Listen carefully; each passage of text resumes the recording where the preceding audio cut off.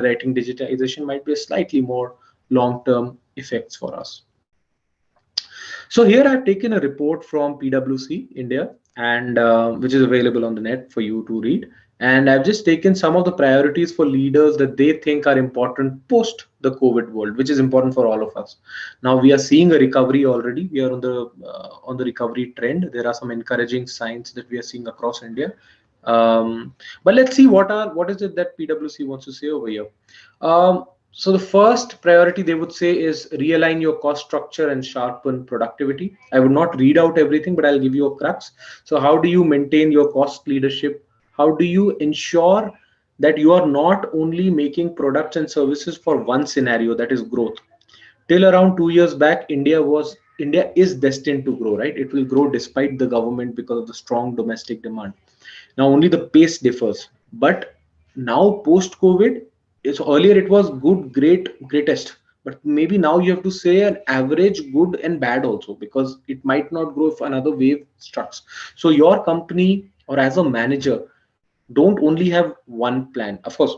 So I personally believe that there should be no plan B, but that's my thought. But from a company point of view, you should plan for various scenarios, and you should have your strategies aligned to those scenarios. Ki agar demand gira, then what I should do? Maybe should I cut costs in 1 2 3 4 way, and if the demand booms, what can I do? And how resilient is your strategy to both the scenarios becomes important. So I think you should always have plan A, plan B, plan C in this particular case. Digitization, we also spoke about that. The only point I would like to add over here, that when we think about digitization, it can be looked at both upstream and downstream. But I would say that whichever way it is, always keep the customer at the center of it. So is the digital transformation making the life of your customer easier? Are you more available to the customer through chatbots, giving information, making it easy for him 24/7, no waits on the call center? And how can you put fast track initiatives on this to sort of dwell on these strategic benefits, I would say. So digitization, of course, is a no-brainer that is increasing. What is also interesting is how do we carve out new business streams? You saw hotels turning into COVID wards. You saw Swiggy and Zomato trying to find out a way to deliver food in a very unique way. And there were many businesses that just shut down because they were not quick enough to manage a different way. For us in the elevator industry, we knew that new business was very slow in the peak COVID months. That's March, April, May, June last year, right? It was a very difficult time, but we were lucky that we were able to strengthen our service business and in the repairs and modernization business, so that could cover up the revenue stream for us. So I think when the business is going well, when and there will be a time when all of you will be in companies writing your own business lines and you will be having your own businesses. So just remember, when the things are going good, that is when you have to invest in the new line. Yeah, because things will never be same. So it's better that you keep on trying the new business line. You may fail, you try again, you fail, that's okay. So you have like 2 or 3 business lines which are making the biggest amount of money for you, but you need to keep on trying. Why do you think the beverage companies bought companies like Tropicana, Minute Maid, and things like that? Because they knew that maybe since the Janta is getting more health conscious, we should have not only the cola that we rely on, but we should go to first chips, and then we go to snacks, and then we go to health drinks, and then we go to coffee. Georgia is a classic example. And this is how they say that we want a bigger pie, and we should not just fight the cola wars, but maybe we want a bigger pie of the overall liquid intake of a person. Okay, so I think this is how companies diversify, and I think that will continue to happen. Number 4, which will be the most important topic for today, is preparing your workforce for the future, right? And how do you reskill and upskill? And in this whole thing, you will find a lot many times upskilling, reskilling, upskilling, reskilling is being mentioned over here, which we are going to take in more detail. And of course, when especially for companies which are raising capital at different stages, which are in their growth stage, how do they ensure that the capital is efficient? They are getting the requisite ROI. How do you also see in this time that you get effective mergers and acquisitions done? It was a good time for M&A, and I'm sure many companies would have utilized this time for that, getting good companies on board. So these are sub priorities for leaders post COVID. But let's come to our topic also for today, which was, so this was the first part on organizational priorities. Now we come to the second part, which is all about people, which is about reskilling and upskilling in the global world post pandemic. So this reskilling wala question na, and the automation wala fear has been in the mind of humans for a long time, and the pandemic has nothing to do with it, right?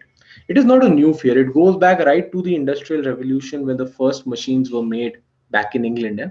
And people, 10 people were employed to do that one job, which was now done by a machine. So of course there were fears of unemployment, and they were nothing new.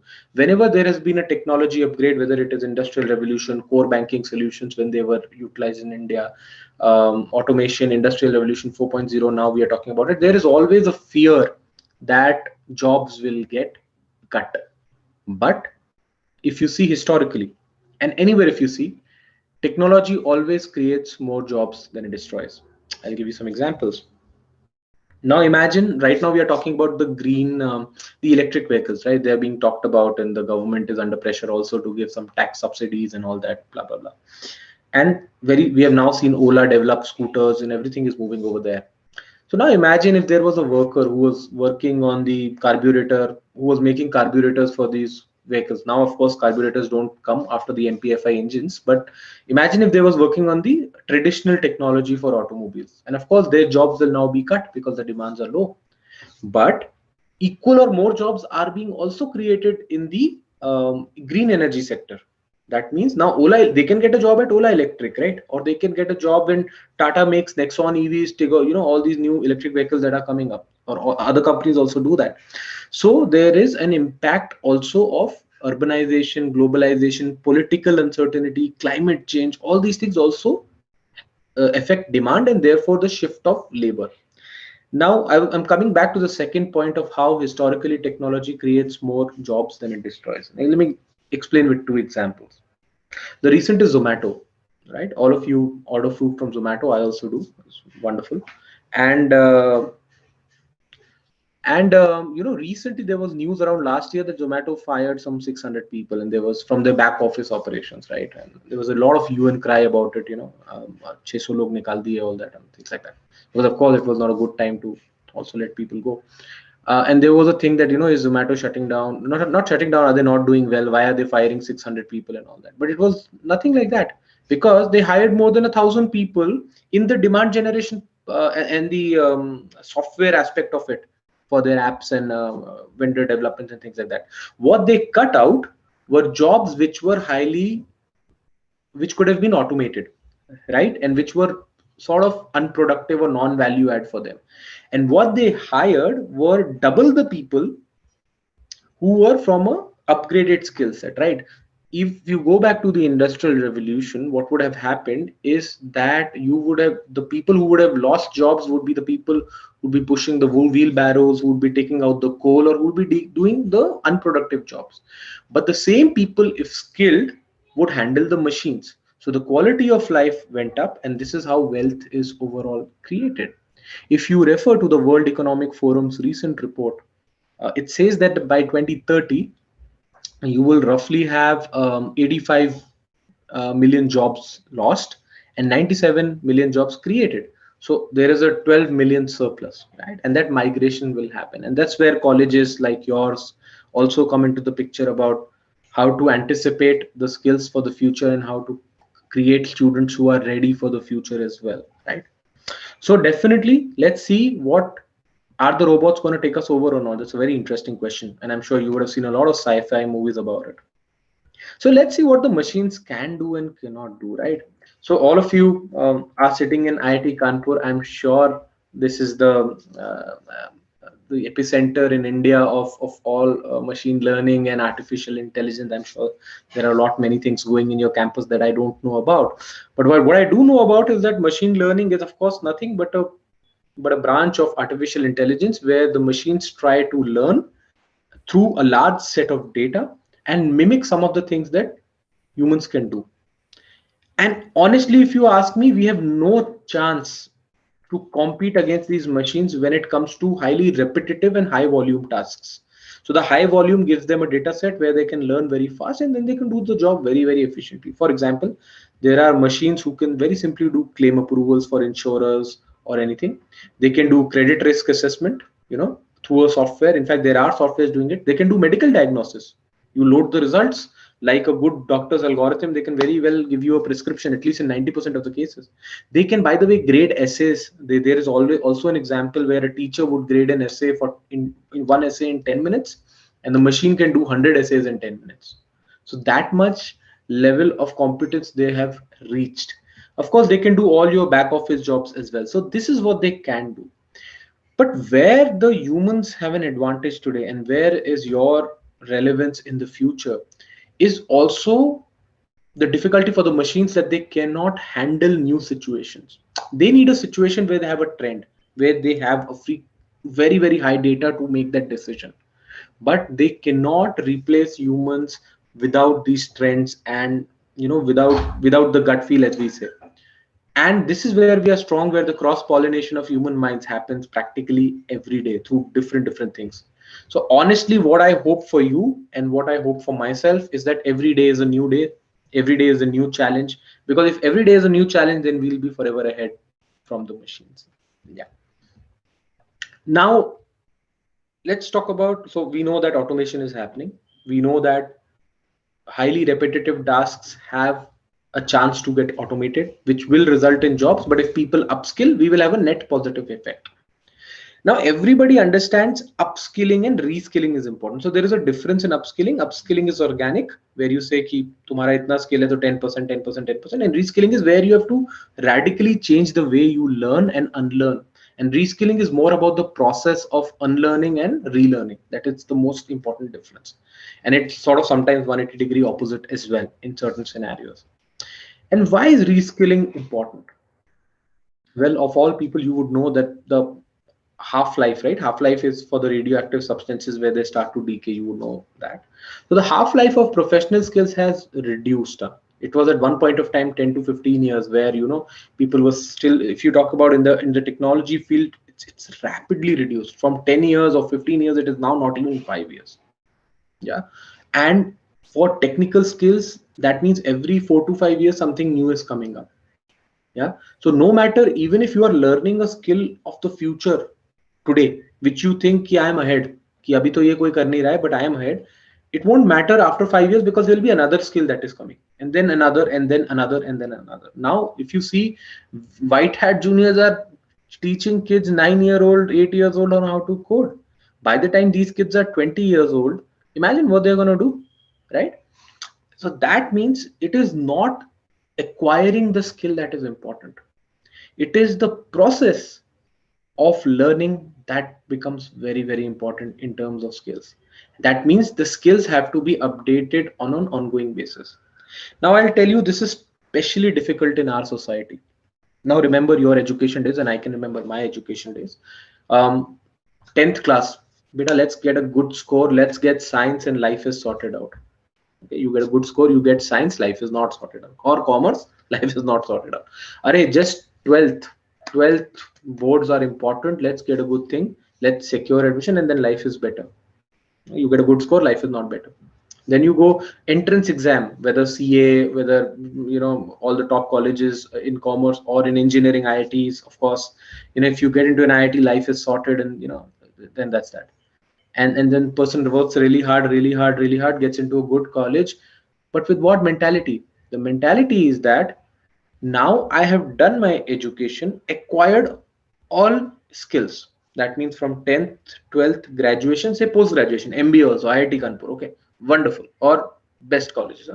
I have acquired all the skills. Now I will reap benefit. Ab main puri zindagi, whatever investment I had done in the beginning of my life, in my adolescent and childhood age, now is the time to reap. From 25 to 60, I'll keep on reaping. It doesn't work like that. It would have worked if these skills would have remained for those 30 years. It doesn't work like that. And this is what many people don't understand, and which is very important for you to understand today, that in your life, you will never stop to learn. The moment you stop to learn, you will lose your relevance. So you will have, and nobody will come and teach you. Like in IIT Kanpur, there's a structure and there is somebody who's coming and teaching you. But in corporates, it's not, the structure is there, but nobody will force feed you, right? It's for your own career, how you develop your skills. So I feel this whole understanding and the philosophy of not reaping benefit after a particular amount of time is very, very important. For companies, it is also important to push reskilling because talent outside is expensive to find. It is always better to grow your internal talent rather than to acquire talent from outside. Talent acquiring from outside is easy. Upco, you can definitely find a good person, but it'll always be more expensive. Also, what happens is, why we are looking for a particular amount of talent, and there is a person who's good in 5 skills, but now he's not able to learn. So you say, okay, tata bye bye, I'll get a new person. New person is very good, but you lose on those 5 skills that the person knew. So there is a lot of institutional knowledge that gets created in these companies, right?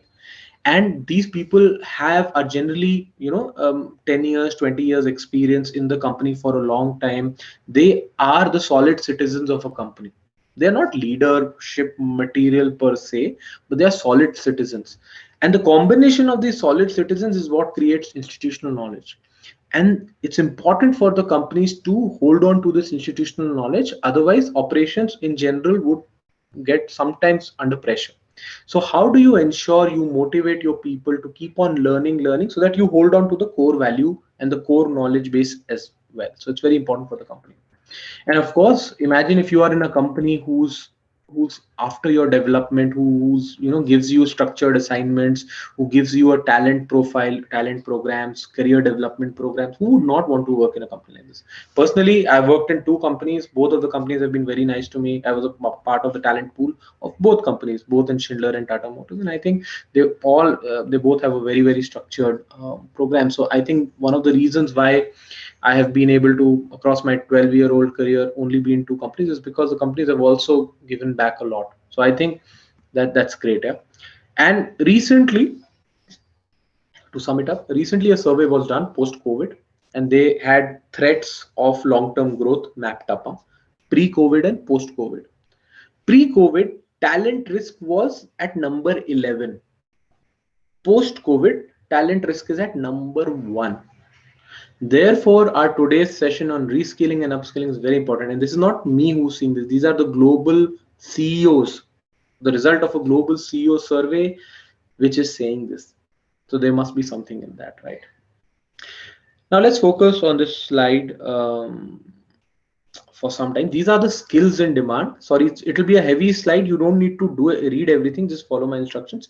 So these are the skills that are in demand today, right? You can see analytical thinking, complex problem solving, critical thinking, leadership and social influencing. ये जरूरी है, बराबर. There are some skills that people are seeing on an increasing trend, right? Especially after 2022. And why I have put 2022 is because you guys will graduate by that time. Okay. So these are the skills which some of them are common and some of them are new, right? And we're going to focus on this. And then there are these skills which may not help in a long-term career. Now you are just getting into a career, you will have 35, 40 years of career at least, if not more. Now with biohacking, there might be much more.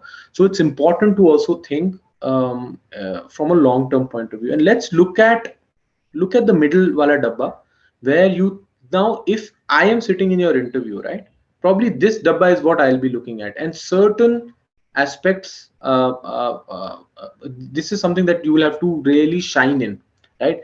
And let's go through this. It's analytical thinking and innovation, complex problem solving, critical thinking analysis, creativity, emotional intelligence is very, very important for leaders, because whenever somebody hires from an IIT Kanpur, or I'm from, by the way, IFT Delhi, not IIT Kanpur, but if IFT Delhi or FMS or IAMs or whatever, um, they would hire not at the entry level, right? They would hire at a people management or a mid level, at least as a starting, or somebody who's going to become a people manager in 2 years. So that I would not say as an entry level role. So they would want to look at people with, who can tick mark on you at least 50% or 60% of these skills, and then during the course of the journey they would impart the remaining 40% of it. So maybe I urge the teachers and the faculty to see how they can involve. And I saw that you had some wonderful uh, industry learning courses like Capstone you were mentioning, and I'm sure the courses today are also taking care of this. So just keep in mind what are the skills that companies expect you to have. But ultimately what I do feel, after these 12 years, and going through this pandemic, is it's a lot of common sense, right? Leadership is a lot of common sense and a lot of structure. And while digital skills are there, I think this common sense, this human skill of people management, self awareness, emotional intelligence, problem solving, leadership, these will always be there. And my boss always says, so we always refer to business as B2C or B2B, but probably it's always H2H, that's human to human, which is quite a nice thought if you see, because at the end of the day, whether there's a customer sitting in front of you, or it is your team member, or it is a shareholder, or it is your chairman of your company, or it is some detractor, or but they're all people at the end of the day. And if we can hone that skill, it's going to really help from a leadership point of view, definitely. So these are the skills that are very much in demand, and I would recommend looking at the box in between, the 2022 one. So these are some. So let's, if I try to summarize, and this is my personal opinion, maybe totally wrong, but what worked for me, there are some soft skills also that you need for the future, and it will be very important for your growth, is what I feel. Okay, disclaimer. Number one is the ability. Now, ability earlier was only defined as the ability to do things. That means your hard skills. Can I do project management? Can I do sales management? Am I a good salesperson? Do I have good things like that. Then it went to hard to soft skills. Do I have good interpersonal skills, listening skills, problem solving ability, self awareness, blah, blah, blah, blah, blah. But today, the ability means not only these hard and soft, but the ability is to unlearn and learn. That is very important. How do you adapt and how do you learn new things? Remember, you will no longer get the opportunity to reap कि मैंने अभी IIT Kanpur में आ गया, अभी जिंदगी भर बस हो गया मेरा, कुछ नहीं होने वाला उससे. You will have to continuously learn, and that ability is what will define you. The second one is likability. Now, very often we sit in interviews, and whenever we take somebody for a people management role, general manager role, DGM role, area manager role, branch manager role, these are roles that we have to select in the talent council meetings and all. And very often, more than the hard skills and the ability part, there is also an important part, which is likability. And we ask questions: will the team respect this person? Can he gel well with the team? And these things are generally not quantifiable. They are very fuzzy and very perception oriented. That's why some people say politics hota hai, all that hota hai, but I feel that is a bit of a angur khatte hain wala strategy. Because imagine if in a large company, imagine if you go to a company of which has 20,000, 30,000 employees, there are a lot of people who are doing well. Even if you draw the normal curve, 5% means 1,500 people are doing excellent in all aspects. They have the performance and the potential. So how do you shine out? So the people skills, the ability to take initiative, the ability to challenge status quo, the risk appetite, and the influencing becomes important. See, influencing without the content will not work. Influencing का क्या मतलब है? So if you, how do you get involved in projects which would help you be more visible to your leadership, your boss plus two levels at least, right? How do you ensure you are visible at that level, but with content? So the likability part is like the cherry on the top, but the cherry on the top will not work if there is no ability. So ability is the cake, likability is the cherry. अभी खाली cherry खा के पेट नहीं भरेगा किसी का. You need the content also, and then the cherry. Okay. But one of the most important things which I personally believe is there'll be many times in your career when there'll be more talented people knocking on the door in your position, and there'll be, the world is fast, right? And you are always not going to win. So it's your grit, it's your drive, it's your passion also which would define, um, which is a very, very important leadership trait that we look for. So if I can leave you with something, it would be ability, likability, and the drive that would define. And that, I when we say we look for a spark in a person, this is what the spark is very often, one of these. Okay, now we know that Reskilling is important. The organizations को भी बहुत cost है reskilling का. We know what to reskill. We have seen the skills which are increasing in 2022. We have seen the soft skills, but then there are some mistakes that companies can do during reskilling. And when I say companies, why I'm telling this to you is because you might be on the receiving end on 2022, 23 when you join. So सबसे पहला challenge, the first challenge that companies have is the data. Many companies have still archaic HR data sets, and they don't have a clear view of what is the talent of their company. Now imagine if I'm a great engineer, I actually belong in product development. I want to do sales and marketing because my friends are doing, and I'm very passionate about that. But I'm actually, my strength is product development. And if my boss is a sales manager, they would say he doesn't speak much. He's an introvert. He cannot speak to people. He cannot get business, and you let the person go. The person could have been a brilliant fit in product management, and vice versa as well. So sometimes at an organizational level, especially as the organizations grow, while there is a structure, it is very important for companies to have a very clear view of what the employees' talents are. So we are lucky at Schindler, we have talent council meetings, quarterly meetings. There's quite a lot of effort going in this direction. Cannot share too much, but I can tell you that the companies which survive for a longer time survive because of their people, and because that their people stay. So I think this is important. Speed. Do remember, अगर हमें किसी को upskill करना है, it will take more time. Generally what happens, oh, my employee has resigned, I need a replacement, otherwise how do I do my target? So what do? We get them from outside.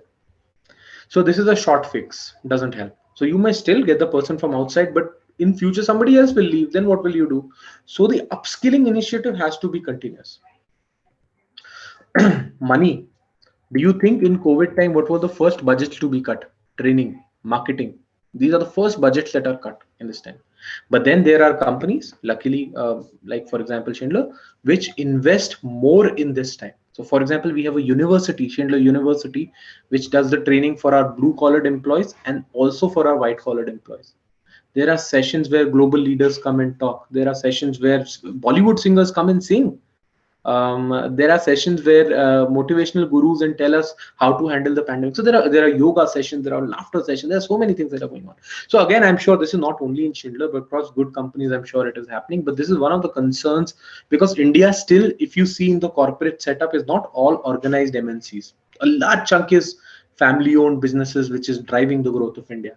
And these companies themselves are, in a panic sort of a mode, especially post demonetization and things like that as well. So unfortunately, what happens sometimes, or what could happen, is that the effort on this reskilling slows down while it should have gone up. So this is one of the pitfalls. But I think what I and of course, sorry, there's one more, which is the natural desire to learn. Now I'll go to the last point. See, today, at least in the corporates, which is the top 25%, 30% of the Indian workforce, I feel the third part, the second part, and the first part, companies have realized that if they don't do, they'll not be able to make it. So they have good systems, digital systems. The learning platforms are available on the laptops, on the mobile phones. There are various learning schemes. Also, there are a lot of content creators who are creating content on YouTube, on McKinsey, and all these sites that you can refer to. ज्ञान सब जगह है. It's like Funsuk Wangdu saying, ना, ज्ञान is everywhere. आपको लेना तो आप ही को पड़ेगा. So I think now the challenge is that the employees also have to move ahead of sort of procrastinating and actually do something about it. I think now they have to grow out of this constraint of time. कि भाई मेरे पास time नहीं है, या मेरे पास अभी नहीं है. I don't have enough. I'm just too much dwell in my work and things like that. But also look at developing the process to learn. I think that onus also lies on both the company and the employee. So my final take on this subject, and I have just 2 slides now, after which we'll open the question and answers. So there is no doubt that while I said 87 million, I think it will be around, that was for one country. I think globally around 1 billion jobs will be reconfigured. So not created or destroyed, but will be reconfigured. If you look at any migration in the human history, this will be the biggest migration, which will be the migration of skills. And you guys will just be 7 or 8 years in your experience. So I assume and I hope that in these 7 and 8 years, you will learn the ability to learn, which is the most important thing today. Many companies, many people are underestimating. It may happen in 2030, it may happen in 2032, 2033, but it will happen. So it's important to be prepared for it. Okay. Also remember the digital transformation is exponential in nature. Very, very exponential. The benefits, the losses, the opportunity cost is exponential in nature. But the upskilling is very, very linear. It goes at a very organic pace. So unless we do radical, something very radical, it we'll find that we are too late. I'll give you an example today. If you get a chance, do YouTube Schindler Ahead. So traditionally, the elevator systems are microprocessor based systems where you have sensors measuring velocity, speed, load, current, a lot many things, right? Temperature and things like that, pressure and all. And there are sensors already across the lift to ensure that it is monitored and measured properly. But till a few years back, it was all diagnostic. That means somebody would go with and plug their iPhone into the controller, then the technician, and check the error, then sort of solve the issue. But it was diagnostic. Today, Schindler has led this transformation in India and globally, where we have a device called Schindler Ahead, which transfers this data through a remote monitoring platform, converts it through an algorithm which was jointly designed with GE, and then the engineer of the elevator gets a message, very simple in his language, that is it a red, yellow, or a green. Green means all good, yellow means okay, check it next time, not serious, but red is that tomorrow or day after it may break down. So those kind of services and that digitization has already happened in the business, and more is to come. So my final take is whether it is a doomsday or an opportunity is for us to design how we take it. Some people will take it as an opportunity, some people will say it's doomsday. My last slide, which I just added an hour back for you guys specifically because you are now doing an MBA, and I'm sure many of you may be unsure, what should I do, what can I do, what will happen after this pandemic and things like that. So first of all, let me give you good news that India is growing well. Yeah, there's no challenge that I see in India's overall growth. So growth is going nowhere. I'm myself from the batch of 2009, which was the sort of the Lehman Brothers crash wala batch. So I've been through what you're saying, but luckily I'm sure that I'm sure you will all find good opportunities. Some things you may want to think of is maybe look at a long-term career rather than a short-term salary. So always, whenever you have to decide for yourself whether it is a role, whether it is a company, whether it is a salary or the location or the work-life balance that is more priority for you. So maybe a quiet day where you can think of what exactly do you want, and maybe if you go for a better role, it may add more value to your career maybe than a 5,000, 10,000, 20,000 increase. You have to upskill yourself in these 2 years. Huh? These 2 years are an investment you have made for yourself. And you should look at some of the leading skills that we saw in the 2022 Wala Dabba. And how do you manage strategy? How do you manage tools and technology? How do you work on interpersonal skills, self-awareness? And how do you learn and practice leadership in these 2 years? Okay. Um, this comes with a pinch of salt. You don't need to agree to this, but what I'm saying in today's time, know the value of your MBA. Of course, you're doing from Premier Institute, but be flexible, at least to get started, in case the situation arises. Because talent is like appy fizz, no chulbule bulbule wo upar aa jata hai. So we cannot hide talent. Talent will come in whichever role you do. It will come out. If you have talent, it will come out. So be flexible. Be open to different challenges. This is my favorite, Luck Exquisite. So this is wonderful book by David Schwartz. It was written in I think 1964, 65, but very relevant. The Magic of Thinking Bigger, and it talks about how some people do much bigger things in life, and some people are good but ordinary. And what is the difference? Is the skill very different? Is the will very different? No, it's just that the people think big. And there is this concept of excusitis, that how do we convince ourselves ki meri galti nahi thi. So for example, there can be many kinds of excusitis. One is intelligence excusitis. Now you are from IIT Kanpur, imagine you meet somebody from IIM Ahmedabad. हाँ ये तो बहुत बढ़िया है, because he's from IIM Ahmedabad, he must think better. So because I am from X, or I am from IFT, or somebody's from there, no, that guy is better. Somebody's from Cornell, you will think like that. That is called, and therefore it is okay for me to underperform. That is intelligence exercise. I can tell you today, in 10 years from now, you will be interviewing candidates from that college, because I have lived that. That's why I'm sharing today. I would have never, I could not enter into IIT Kanpur BTech, right? But that doesn't mean today that session is not happening, right? Similarly, there is something called luck excusitis. Luck excusitis is that, how do I put it? In a very colloquial Hindi language, because you are in Kanpur, I'm a panauti, right? Jidhar mera luck ही खराब है. Wherever I go, luck is very bad. So it's my luck that I was in the COVID batch. It's my luck that Lehman Brothers crashed. It's my luck that the stock market crashed. No, it doesn't work like that. No, there are enough opportunities in India. Similarly, there are health excuses. Oh, I cannot do because my health doesn't allow. There are various kind of excuses. You may want to search it, but for now, because you are in the midst of the pandemic, beware of this excuses, because your society will also tell you, बेटा कोई बात नहीं, तुम्हारी क्या गलती है, तो इस बैच में आ गए, आप क्या कर सकते हैं, इससे ज्यादा हो भी नहीं सकते. So the society is constantly trying to get you to settle for the average. If you see, because and it's not their fault, they want a stable, secure career, not glory. If you want to go for glory, if you want to go for growth, then the risk bhi lena padta hai, right? So just luck exercises. And remember the reason why you joined this MBA in the first place. You joined this MBA to get what? To get a job. वो तो वैसे भी मिल जाती थी. To get recognition, वैसे भी मिलता था. I think if you really ask yourself this question, why you joined the MBA, it would be to upskill yourself in these 2 years. Yeah. So have all the parties you can, have all the fun you can, but always have that in your back of your mind that when I come out of this MBA, will I be a better version of myself than when I walked in? And that is very, very important in terms of skills, in terms of personality, in terms of soft skills, learning ability, and everything that we talked about today. So do become the best version of yourself. And I always think life is like riding a bicycle. To keep your balance, you must continuously move forward.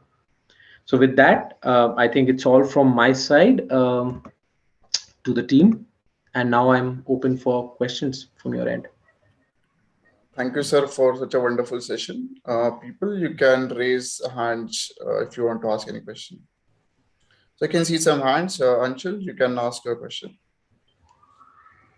Yeah, thank you, sir, for the wonderful session. So my question is like, in some jobs, machines are providing better efficiency and better results in terms of speed and accuracy. So how can human workforce can compete with these automated machines in the terms of speed and efficiency? Correct. So we don't need to compete. That's what I'm saying. There will be machines that will be taking over these repetitive jobs. What we have to do is identify that, upskill ourselves to do some other job, which the machines cannot do. For example, today, if machines are making pottery, right, then we can design boutique pottery, handmade craft, and sell it at a higher price in the market. Imagine 40 years back, या 30 years back, if you were getting a sweater that हमारा mummy लोग घर पे बुनता था, right? All of us, right? We used to say, oh no, now we'll buy Monte Carlo. Now Monte Carlo became very common, and now hand knitted sweaters from Switzerland everybody will run to buy. That's how the marketers play with the game, right? But essentially, what I'm trying to say is, with repetitive tasks, you will not be able to beat them. So it's important to identify the tasks where we can do better and upskill our workforce to do that. Thank you, sir, for nice. Bhaktawar, you can ask your question. Sure. Hello, sir. Thanks a lot for the informative session.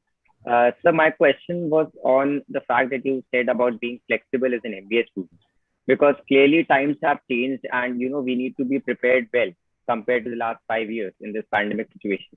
So when we talk about being flexible, what are the kind of things that we need to keep in mind, especially in order to be prepared for this pandemic situation and be employable in these times?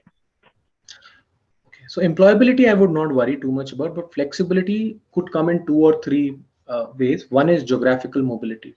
Okay. Very often you say, नहीं मैं UP के बाहर नहीं जाऊंगा, या मैं महाराष्ट्र के बाहर नहीं जाऊंगा. Typically in Maharashtra we face this problem that I'll not go east, north, and all. Delhi people want to work near Delhi, and there are these opportunities also exist in that ways. But if you have an average opportunity in Delhi and a great opportunity in Pune, I would recommend you to come to Pune or Chennai or Andaman Nicobar, wherever it is. So one is geographical mobility has to be cross if you want to learn. Point. Of course, there will be some of you may have some family related things which I don't know about. So I'm assuming if the situation allows, geographical mobility should be out of the question, because you see the moment you start funneling na geographic mobility, पहले 50% opportunity कम हो गया. Then the second type of restriction comes when you say that, oh, I am from a core company. I will only work in core. I will not work in IT. I will not work in financial services. I am from IIT Kanpur to bus my way or the highway. They say very good. Then wait. So, which is okay, but that doesn't mean you cannot get a bit of more experience for 1 year. अरे तुम 2 साल करो ना, मिल जाएगा core company में चले जाओ. I'm not saying no, but that 2 years of experience will not only help you stay afloat, but also keep you in the industry. नहीं तो जंग लग जाता है ना. You have to practice what you learned. You have to learn new skills. See, I have a very strong belief, personal. This is again no gyan, that you put a smart person anywhere, he or she would deliver the job, and he or she will not only deliver, but they will also learn from that. And a good manager or a good leader is one, when he or she takes a decision, they would think about the problem from all aspects. And when can you think from all aspects? Is when you have lived those lives and you have a huge career. अगर मेरा आप लोगों को क्या advice रहेगा कि अगर आपका 35 साल का करियर है ना, पहले 5 साल टेक क्रॉस फंक्शनल रोल्स, 2 साल 2 साल 2 साल या 3 साल 3 साल 3 साल, and then when you get to a people management role you are that solid. So not only do you reach the role, but when you reach it, you are solid. So that's how I would say geographical mobility will be cross, and functional constraints should also be cross at this point of time. Be open to learn. Understood, sir. Thanks a lot. Anish, you can ask your question. Yeah, thanks. Thank you, sir, for all those words. Really inspiring.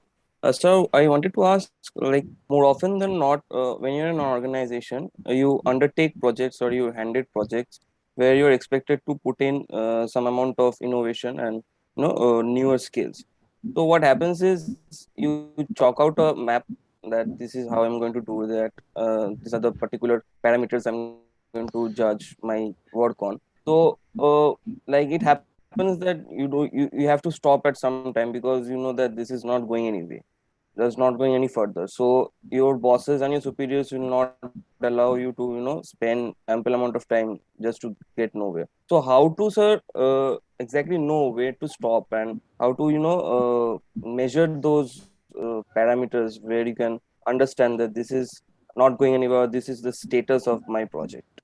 Yes, sir, So that. this is a new project. So just to clarify, this is something new that you are working on as a Yeah, yeah. not the core job responsibility, right? On top of my core job responsibility. So there will On be a top. generic process on top. I'm expected to Perfect. add on some So like this. yes, so good question. And when I talk about people shining out, people standing out to the leadership, it is also when they go out of their way and work on certain projects which deliver value to the company or to the overall society in a way, and try out something new. So when I would say, when I look at a person for leadership role and things, it is the skill that we are looking at is challenging status quo. That can the person think 5 year 6 year ahead, or can the person, is it okay, जैसा चल रहा है वैसा चलने दो. So what I would say is, even if you fail, if it is on top of your core job responsibility, even if you fail, it is not important, as long as you keep on practicing how to do something new. So not necessarily when you do something new it will always yield positive results. For example, so I have this constant problem, everybody knows about it. Personally, I'm saying, if I, and this is my biggest fight with my wife, so she's very set with her menu, that what she wants to order from a mainland China or say like any of these restaurants. But I would like to try out new things because that's just how I am, right? And I want to try out new things, and that's my process. Because I tell her that, see, we tried out 20 things, that's why this is your new favorite. Otherwise, you would have been eating the old thing. So she's right in her way where she says that, why to venture too much out? We know that this is the best choice. Let's do that. I want to tell you about a theory which is called exploit and explore. So exploit is what your bosses are asking you to do. That means give your core business deliverables in that amount of time. And explore is for yourself for that 25%. So for me, when to stop, always have an eye on the objective. So imagine you started a process for developing a new solution for XYZ thing. So just keep on tagging yourself to the objective. Always have a project charter. Whenever you start a new thing, you can run around like a headless chicken कि अभी मैं ये नया करूंगा, अभी मैं ये नया करूंगा, अभी मैं ये नया करूंगा. My recommendation to help you is always have a project charter which would define what you are looking to do. What is the problem that you are solving? Point number one. Don't have a solution and then fit it to the problem. First the problem. अगर problem नहीं है तो तुम्हारे पास solution है, उसका कोई value नहीं है. तो पहला तुम कौन सा प्रॉब्लम सॉल्व करोगे, दूसरा उसका क्या सोल्यूशन होगा, तीसरा कब तक करोगे. एंड दैट कब तक करोगे is flexible till the time it doesn't interfere. The moment you have your charter on these three parameters, I think you are safe. The moment you have a solution, but when you don't understand, you try to force fit into a problem, your idea will never work. Also, the other thing, remember, in this new product development and new projects that you're talking about, you don't need a perfect solution. You need a MVP. You know what's an MVP? So MVP चाहिए. MVP minimum viable product चाहिए जो कि उसका core deliverable कर पाए, जो भी आपका प्रोजेक्ट है. And then if it works, you align the people, maybe ask your boss to increase the time on this project for you if it is important for the company. Yeah. So I would recommend, again, to answer your question very, very crisply now after all this gyan, is have a charter where you define the problem, you define the solution, and you define a timeline. As long as the first two are being answered, the timeline can stretch a little bit here and there. If the answers are not coming on the first two, shut it down and move on to the next term. Sorry, also. Hello, sir. Sir, as the requirements are changing day by day, so how do we find the right fit of resources to upskill ourselves? Wonderful. There are now, internet is everywhere, and you have websites like Udemy is there, Coursera is there. You have all these industry interactions also, I see regularly you guys are doing, which is very good. Keep on doing this, because um, these people who are talking to you are in the middle of the crisis, right? And they have some view, so I think that will also help, I feel. But I think you have enough resources on Coursera, Udemy. You can apply to any one of them and try to start. Of course, books have been my personal favorite. Also read a lot. The average CEO reads 52 books a year, and that's for a reason. And the reason is that there's a lot of good thoughts over there. I personally I'm a reader, but not such a voracious reader. I would read around 15 books a year max, maybe 12 to 15. But I feel that today knowledge is not only in books; it's also in podcasts, it's also in TEDx, it's also in different aspects. My recommendation: so when you go on TEDx or YouTube, you'll find there's a lot of gyan on leadership. वो बहुत favorite topic है, because उसमें बोलना भी आसान है. But maybe you would want to pick and choose one topic a month. So say, for example, first topic is supply chain. If you want to increase your skill on supply chain, and August is the month where you will only learn about supply chain. See, knowledge will come when you penetrate deep down, not superficial. Your TEDx will be a little bit superficial. So then find out supply chain ka material and only do supply chain in August. वो घोड़े को सामने से वो लगाते हैं side में, वैसे लगाने का. Then September, move on to finance and accounting. Then move on to marketing. What is the world doing in marketing? What are the best practices? Can I hear? So force fit these themes. So we are not, in general, humans are not disciplined creatures. Some of you are.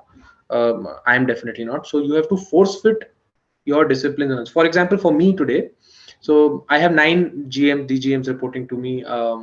So I have to give them enough time, no, and I have to ensure that business runs properly, and I have to also ensure that we look into the future. So Tuesdays is fixed for me, my reviews. Everybody knows that Tuesday, मंगलवार को प्रसाद मिलेगा क्योंकि business review है. Friday is collection drum beats है. So you have to force fit these habits into yourself. So I would recommend it that way, that take one subject, deep dive for 1 month, then move on to the next after that. Yeah, and सब मिलेगा net पे आराम से. Thank you for such a crisp response, sir. We'll take the last question because of the time constraint. Vishnu, you can ask your question. First of all, thank you so much, sir, for such a valuable session. My question would be like after the pandemic, like we have seen like do some sectors are focusing on automation due to lack in human resource workforce like healthcare sector? Like what? Healthcare sector, like healthcare sector is Yeah. focusing on automation. So are there some other sectors that are focusing on automation? So automation, even without the pandemic, is a reality that is happening across, right? But again, that doesn't mean that the total headcount in the operation sector will reduce. For example, healthcare, yes, we see that robots are now doing full. Earlier, also robots were used for the bypass surgeries, the grafting part of it, but now they are doing full surgeries. That kind of robotic control has come. Let me come to the brick and mortar industry. Like, we are into elevator installation, so we have robots today, not in India, we have piloted in Dubai and everywhere, where robots are installing the guide rails in a 200-meter, 100-meter tall building. Yeah, because there is human safety aspect and things like that.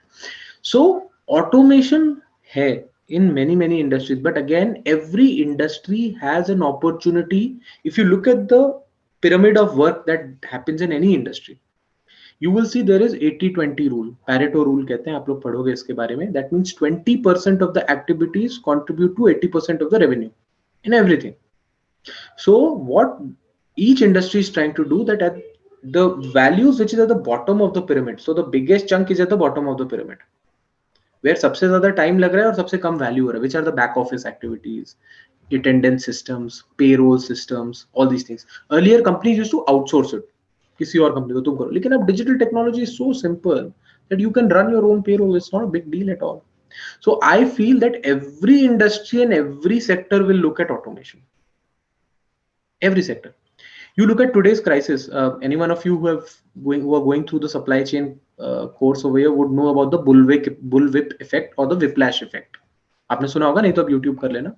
आज जो semiconductors के साथ हो रहा है, that is the bullwhip effect. And that is because every industry is using semiconductors, right from washing machines to aeroplanes to iPhones to planes to cars. You see how the automobile industry is facing the challenge now, even elevators to a certain extent. Everything is microprocessor based. तो chips कैसे बनेंगी? Chips तो semiconductor से ही बनेंगी ना. And that is only in Taiwan. So there is, so what I'm trying to say is every sector is looking at technology. Some are a bit ahead, some are a bit behind. But ये सब जगह होगा.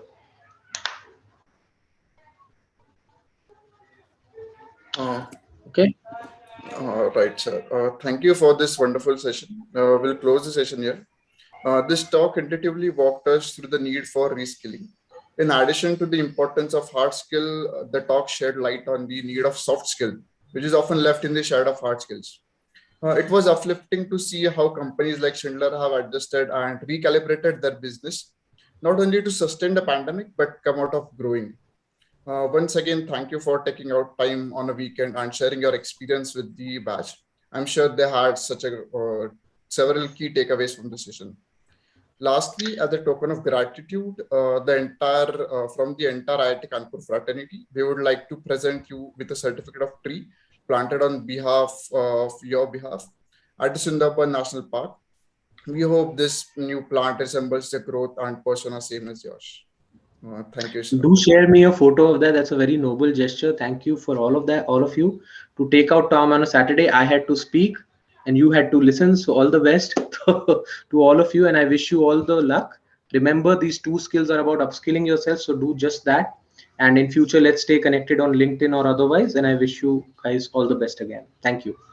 Thank you, sir. Thank you. Bye. Thank you, sir. Bye. Thank you, sir. Thank you, Thank you sir. so much, sir. Thank you, sir.